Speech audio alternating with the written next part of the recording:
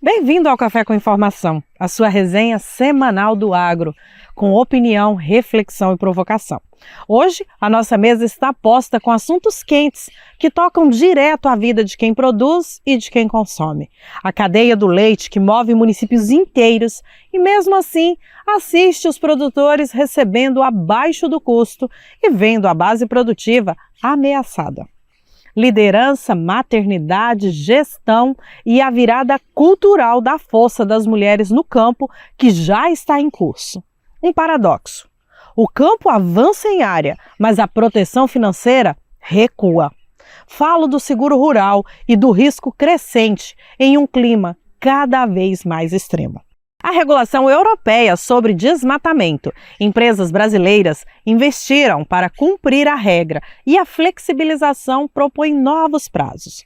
Qual o recado para quem fez o dever de casa? Olho nos rótulos.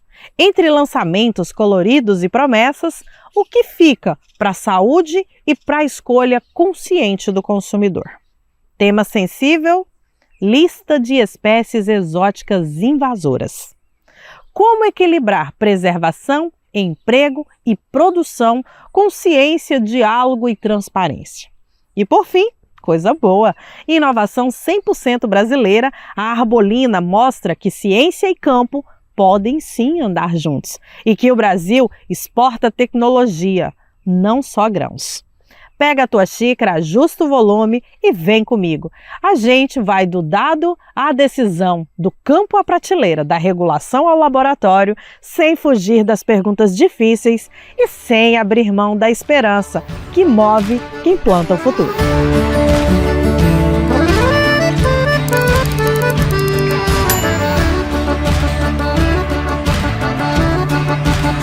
O Brasil tem mais de 1 milhão de produtores de leite. E 8 em cada 10 são pequenos produtores, presentes em 98% dos municípios. Qual é o real motivo para uma cadeia social e territorialmente forte estar em crise? A pecuária leiteira vive uma crise causada por múltiplos fatores: importações desleais, custos crescentes, preço pago ao produtor que não cobre o custo da produção e uma base produtiva ameaçada pela baixa renda. 8 em cada 10 produtores são de pequeno porte. E é nessa base que a crise aperta primeiro. No Brasil, a produção de leite foi superior a 35 bilhões de litros em 2024, com movimento acima de 87 bilhões de reais. E ainda assim, para muitos produtores, o preço recebido está abaixo do necessário para manter o negócio. Segundo dados da CEPE, o preço médio ao produtor em agosto desse ano foi em torno de R$ 2,54 por litro. Por outro lado, os custos de produção continuam em alta. O índice de custos da produção de leite da Embrapa apresentou elevação acumulada em 2025. Com alguns grupos, como minerais, subindo mais de 15% ao ano. Se o preço recebido e o custo de produção se afastam, como sobreviver no campo? Uma das causas é a pressão das importações. O setor lácteo cobra da Confederação da Agricultura e Pecuária do Brasil, a CNA, uma atuação contra importações de leite em pó da Argentina e do Uruguai, que teriam entrado no mercado brasileiro em condições muito desleais aos produtores. Se importamos para baixar preços ao consumidor, qual é o impacto para o produtor? E até que ponto essa estratégia é sustentável para a base que produz o leite no Brasil? Assim, surgem perguntas imediatas. Se o produtor recebe cerca de R$ 1,60 por litro, que é o valor reportado aí em diversas regiões brasileiras hoje, valor que não cobre os custos operacionais, quem arca com o que falta? Quem segura a renda? E se o produtor desistir, o que acontece com a cadeia láctea? Com os municípios, com a produção territorial e com a própria segurança alimentar brasileira? Pois é. E aí a Confederação da Agricultura e Pecuária do Brasil tem cobrado do governo, por meio aí do ministro Geraldo Alckmin, que também é vice-presidente, as medidas imediatas para proteger o produtor. Alternativas não faltam. Defesa comercial, crédito especializado, renegociação de dívidas, incentivos e assistência técnica, que é imprescindível. Precisamos entender por que não há uma resposta à altura do tamanho do problema. Em que prazo estas medidas serão adotadas? E para terminar, se o produtor de leite, que trabalha equilibrando a balança com compra de insumos, ração, sanidade, maquinário, mão de obra e procurando estratégia de venda para o seu produto que tem um preço que não compensa, o agronegócio pode permitir que a base produtiva sofra tamanho desgaste? Ou vamos reconhecer que a produção de leite tem um papel estratégico, social, territorial e econômico e atuar com urgência para garantir a sua viabilidade? A resposta precisa vir agora, pois não há tempo para perder. O tempo passa, as safras mudam, mas uma coisa permanece. O campo é e sempre foi cheio de mulheres que não fogem do desafio. Mulheres que amanhecem logo cedo, que tocam a casa, o negócio, a família e a vida com a mesma força de quem sabe que o agro é terra e também é coração. Mas a verdade é que mesmo com toda essa dedicação, o comando ainda é, em sua maioria, da ala masculina. Uma pesquisa da Quidit mais a Bayer mostrou que 60% das mulheres do agro ficam presas em áreas de suporte e apenas 6% conseguem chegar à liderança. Isso significa talento plantado, mas reconhecimento que ainda não brotou. Só que a gente sabe, semente boa, uma hora germina. E o cenário está mudando. 80% das mulheres entrevistadas nessa pesquisa querem mais visibilidade para as que já estão ralando e 69% pedem mais mulheres no comando das empresas, associações e entidades do setor. E quem é mulher sabe, quando a mulher sobe, ela não sobe sozinha, ela leva junto um monte de outras mulheres. A Bayer, por exemplo, já tem 34% de mulheres na divisão agro e quer chegar a 50% até 2030. E celebrando essa virada, entregou o prêmio Mulheres do Agro durante o Congresso Nacional das Mulheres do Agro. Um prêmio aí que nessa edição bateu recorde de inscrições. Uma mostra de que a nova geração de mulheres do campo não quer mais ficar nos bastidores. Nós queremos e merecemos o palco. E quando a gente fala de mulher no agro, falamos também de maternidade, de cuidar do solo e dos filhos com o mesmo amor. Fala de quem planta futuros, mesmo quando o corpo cansa. De quem equilibra os pratos de casa, trabalho, família e sonhos, sem perder o brilho nos olhos. Mulher que é gestora, produtora, mãe e ainda arruma um tempo para cuidar dos detalhes, porque nós sabemos que é no detalhe que a vida floresce. Ser mulher no agro é desafiador, mas é também um ato de coragem. É ser raiz e ser flor. É saber lidar sem perder a sensibilidade. É ter força para enfrentar um mercado que ainda é duro, mas que aos poucos reconhece a nossa importância e sabe que fazemos o campo acontecer. O futuro do campo é feminino e não é só uma frase bonita. É um movimento real que vem acontecendo. É uma nova geração de mulheres que estão mostrando que liderança também tem delicadeza, que gestão também tem cuidado e que ser mãe, mulher e profissional não são papéis que se excluem, mas que se completam e se complementam junto aos homens. Se você é uma dessas mulheres do campo, da gestão, da lida ou da vida, saiba que o agro precisa de nós. E quando você sobe, leve lá muitas outras junto contigo. O futuro do campo é feminino e ele já começou. O agronegócio brasileiro, responsável por quase 25% do produto interno bruto, PIB nacional, vive um paradoxo perigoso. Enquanto a área cultivada se expande, a proteção financeira do campo encolhe.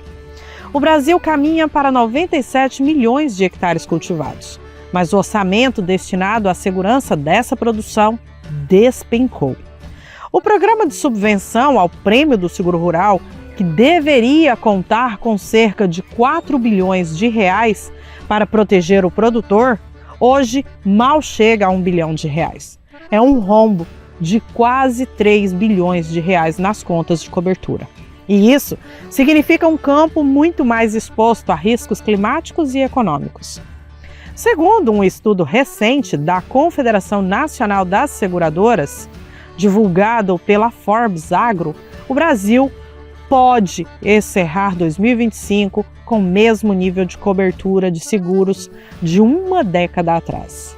Até julho, a área segurada foi de apenas 2,3% de toda a área plantada no país.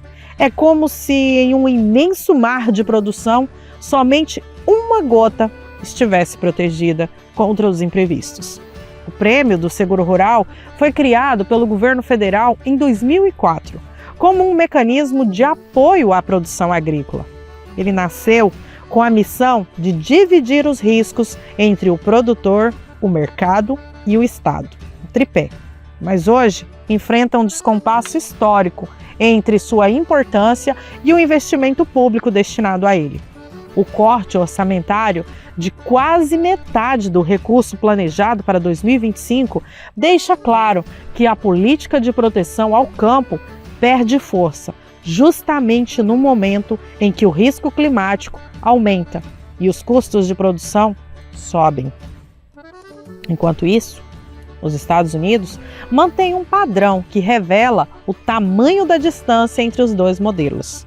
Lá, o Programa Federal de Seguro Agrícola cobre cerca de 90% da área plantada, com o governo arcando com cerca de 60% do valor do prêmio.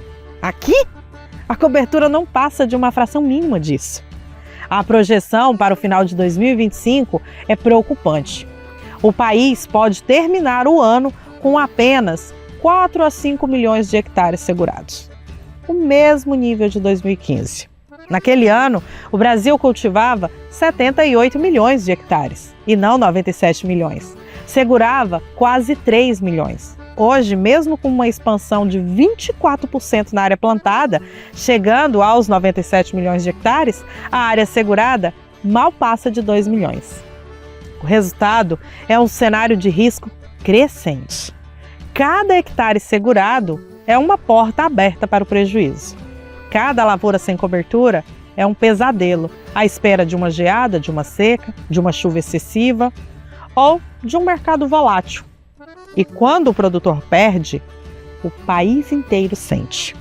Menos renda no campo, menos circulação de recursos, mais insegurança alimentar e mais pressão sobre o crédito. A pergunta é: como um país que se orgulha de ser um dos maiores produtores de alimentos do planeta pode tratar a proteção do seu campo como gasto e não como investimento estratégico? Como o produtor vai encarar as próximas safras se não tem rede de proteção contra os imprevistos? Os especialistas alertam: se o governo não reforçar o orçamento do seguro rural e não ampliar as regras de subvenção, o Brasil estará voltando uma década no tempo, em termos de gestão de risco. E num mundo de eventos climáticos cada vez mais intensos, isso é um risco que nenhum agronegócio moderno pode se dar ao luxo de correr. O campo cresce, a produção avança, mas a proteção recua? E isso não é um detalhe, é um sinal de alerta. Se não fizermos do seguro rural uma política de Estado e não apenas de governo, podemos ver o motor da nossa economia engasgar justo quando mais precisamos que ele siga gerando. Você já parou para pensar como uma proposta da União Europeia pode abalar a estrutura de exportadores do agro brasileiro?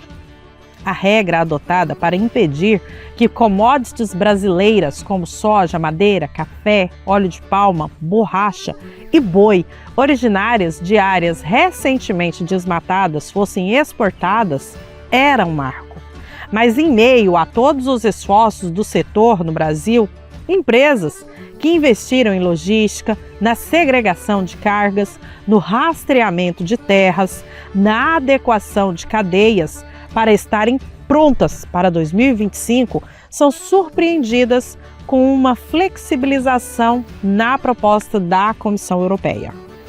A mudança prevê um prazo adicional de até 12 meses para a adaptação das pequenas empresas, além de não prever multas para operadores durante o primeiro semestre de 2026. Você concorda com isso?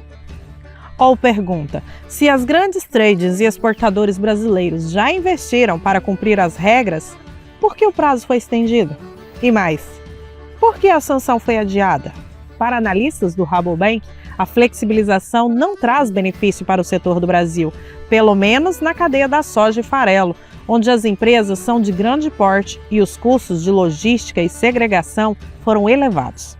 Se as exportações brasileiras para a União Europeia representam uma parte significativa, e no caso do farelo de soja foi quase metade das exportações para a União Europeia, então o setor brasileiro se pergunta: essa flexibilização é uma recompensa ou um risco? É oportunidade ou injustiça? Se eu já investi para atender o prazo original, por que agora eu vou ser afetado pelo adiamento?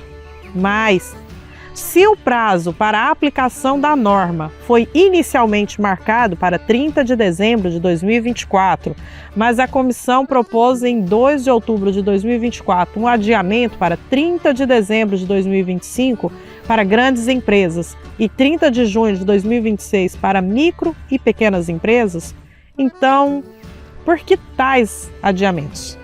O que isso significa para o Brasil? Significa que exportadores brasileiros que se ajustaram para o prazo original poderiam acabar pagando preço por ter agido cedo. Custos já incorridos em adequação, em segregação de carga, em investimento na cadeia de suprimento. Agora, uma mudança de regra os coloca numa posição de maior incerteza. Seriam perdas financeiras evitáveis se o plano tivesse permanecido inalterado? E então eu pergunto, esse adiamento promove sustentabilidade ou prejudica quem mais se adaptou? A flexibilização é uma solução para problemas de implementação europeia ou uma subtração de requisitos para mitigar custos de regiões exportadoras. E mais, se as pequenas empresas ganham prazo, mas o setor principal brasileiro é dominado por grandes trades, onde a flexibilização tem menor impacto? Não estamos criando uma situação de metas para alguns prazos para os outros? Além disso, como fica a confiança dos investidores ao verem que regras mudam no meio do caminho? Se uma empresa fez o dever de casa, cumpriu com antecedência e agora vê o prazo alterado, qual é a mensagem para o agro brasileiro? Seria invista, mas espere mudanças? Ou seria cumpra e poderá ser recompensado? Por fim, essa situação leva a uma reflexão. O Brasil, que alimenta o mundo e tem uma frota de exportadores e produtores competitivos, está sendo reconhecido pelo esforço de adequação ou está sendo impactado por regras internacionais que se mexem? Se a União Europeia foi clara ao dizer que o objetivo é garantir que produtos no mercado europeu não contribuíssem para a degradação ou desmatamento das florestas, então, qual é o preço do ajuste para o Brasil? E quanto tempo mais será necessário para que essa nova regra aí se torne uma realidade eficaz, justa e previsível para o setor? Você lê rótulos ou só percebe a embalagem bonita? O que tem dentro dos potes diz muito mais sobre o que você está comendo que qualquer slogan de 100% sabor ou fonte de energia. De cada 10 alimentos e bebidas embalados lançados no Brasil entre 2020 e 2024, mais de 6 são ultraprocessados. Isso mesmo, 62% dos 39 mil produtos que chegaram às prateleiras nesses 4 anos são alimentos fabricados em escala industrial, com aditivos, cores e sabores artificiais. E só 18,4% são in natura ou minimamente processados, ou seja, de fato naturais. Aqueles que a gente consegue reconhecer pelo nome e pelo gosto original. Os dados vêm do primeiro relatório do projeto Monitoramento da Rotulagem de Alimentos no Brasil, uma parceria entre o Ministério da Saúde, a Agência Nacional de Vigilância Sanitária, a Anvisa, a Organização Pan-Americana de Saúde e o Núcleo de Pesquisas Epidemiológicas em Nutrição e Saúde da Universidade do Estado de São Paulo, a USP. O objetivo é acompanhar a rotulagem e o perfil nutricional dos produtos no país. E o resultado é um alerta. Estamos cercados de produtos embalados, coloridos, mas cada vez mais distantes do que de fato é o alimento. Agora pense, você sabe o que está comendo ou acha que sabe? O levantamento usou dados de uma plataforma global de produtos para analisar os rótulos de tudo que chegou ao mercado. Mudou o tamanho da embalagem? Novo sabor? Nova fórmula? Tudo conta. E o quadro é claro: a indústria avança em ritmo acelerado, mas o consumidor continua tentando entender o que está de fato no seu prato. E agora vem a pergunta mais incômoda. Mesmo com a nova rotulagem nutricional frontal, o consumidor está lendo.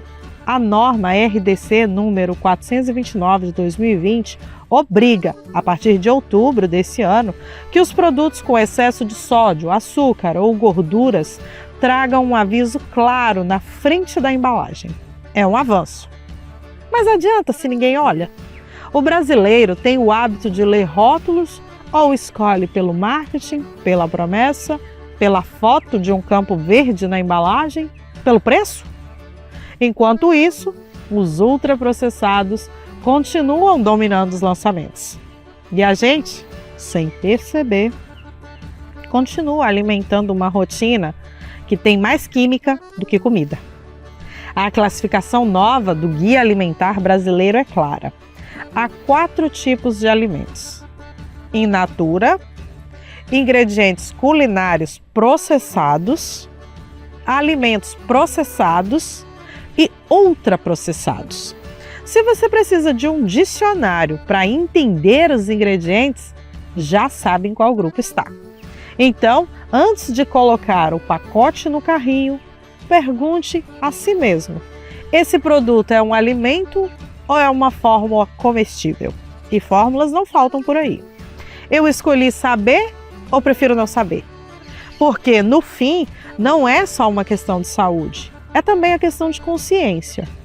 E se a gente não lê o rótulo agora, pode estar escrevendo um futuro de doenças, desinformação e dependência de uma indústria que vende o sabor da praticidade enquanto retira o gosto da vida real.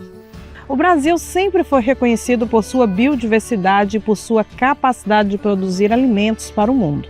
Mas agora, uma nova discussão coloca as duas forças, produção e preservação, numa balança que precisa ser pesada com responsabilidade, conhecimento e transparência.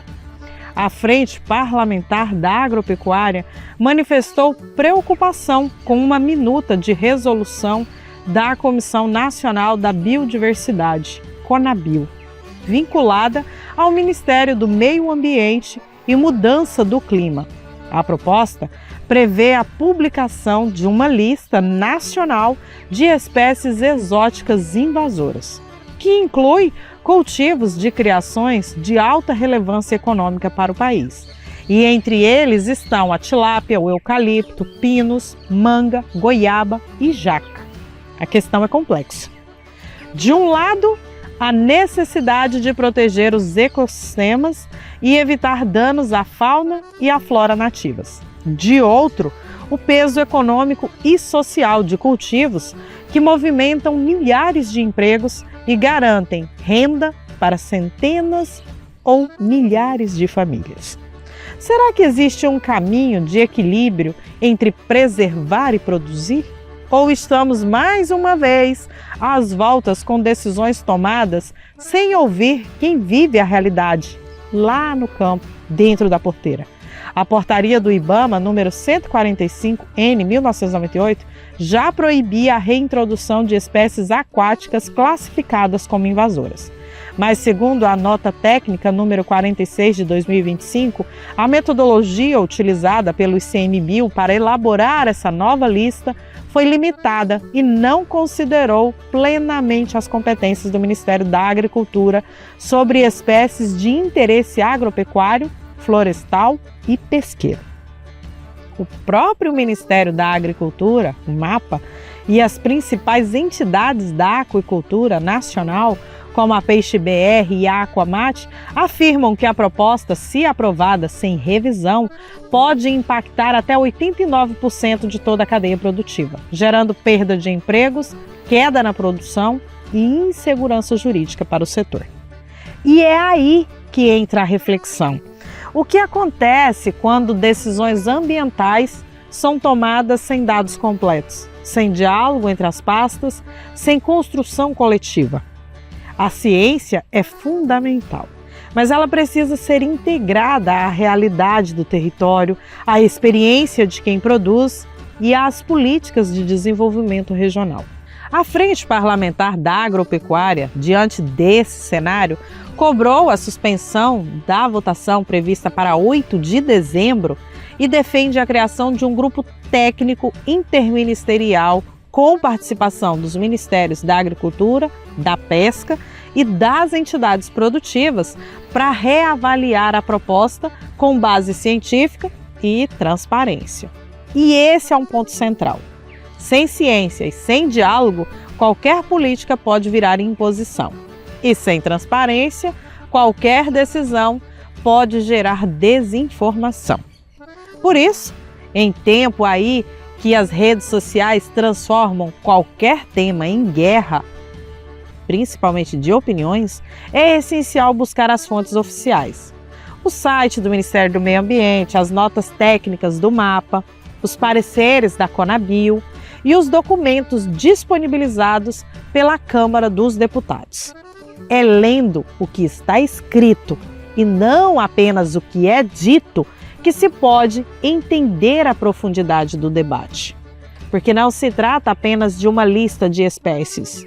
Estamos falando de política pública, de soberania alimentar, de sustentabilidade econômica e de credibilidade internacional. Qual é o limite entre a proteção da natureza e a restrição da produção? Como encontrar aí o ponto de equilíbrio entre preservar os ecossistemas e manter o campo vivo, gerando emprego, tecnologia e alimentos? No fim, o desafio é esse: construir políticas ambientais baseadas em evidências e não em ideologias. E fazer isso exige transparência, escuta e conhecimento, porque preservar sem produzir é utopia e produzir sem preservar é insustentável. Entre um e outro, existe um caminho possível e ele só pode ser traçado com informação, diálogo, ciência e verdade. O futuro da agricultura brasileira está sendo escrito com ciência, tecnologia e inovação. E tem um nome: Arbolina. Um produto 100% nacional desenvolvido pela Criotech em parceria com a Embrapa e a Universidade de Brasília, a UNB, que já está transformando o campo, aumentando a produtividade e reforçando o papel do Brasil como protagonista da agricultura sustentável e inteligente. A Arbolina é muito mais que um simples produto agrícola. É uma revolução verde. Sua base é o Carbon Dot 1, uma nanopartícula de carbono de apenas 5 nanômetros, desenvolvida para sinalizar os processos fisiológicos das plantas, atuando diretamente nos fotossistemas 1 e 2, os grandes motores da fotossíntese. Na prática, isso significa que a planta passa a captar e converter luz de forma mais eficiente, produzindo mais açúcares, mais energia e, consequentemente, mais resultados no campo. Cada gota de arbolina representa anos de pesquisa e um salto tecnológico de escala global. A partir da sinalização fisiológica otimizada, a planta melhora o ciclo de Krebs, o processo natural que gera energia celular, resultando em um desempenho fisiológico superior. O produtor vê isso na prática. Plantas mais equilibradas, mais verdes, mais produtivas, com melhor absorção de nutrientes, aproveitamento hídrico eficiente e resistência ampliada aos estresses térmicos, hídricos e químicos. E o melhor, a arbolina não é um defensivo. Ela não age com substâncias tóxicas, mas sim estimulando os processos naturais das plantas, fazendo com que elas produzam mais exudatos radiculares, substâncias que atraem micro-organismos benéficos e fortalecem o controle biológico natural. É a ciência agindo junto com a natureza e não contra ela. O resultado é um novo modelo de produtividade, inteligente, limpo e eficiente. E o sucesso já cruzou fronteiras. A tecnologia brasileira da arbolina já está sendo utilizada na União Europeia e no Uruguai, com os mesmos ganhos de produtividade e rentabilidade observados aqui em solo brasileiro. Agora, a Criotech avança nas fases finais de testes e registros nos Estados Unidos, Índia, África do Sul, Peru, Paraguai, levando a inteligência agrícola brasileira para os principais mercados do mundo.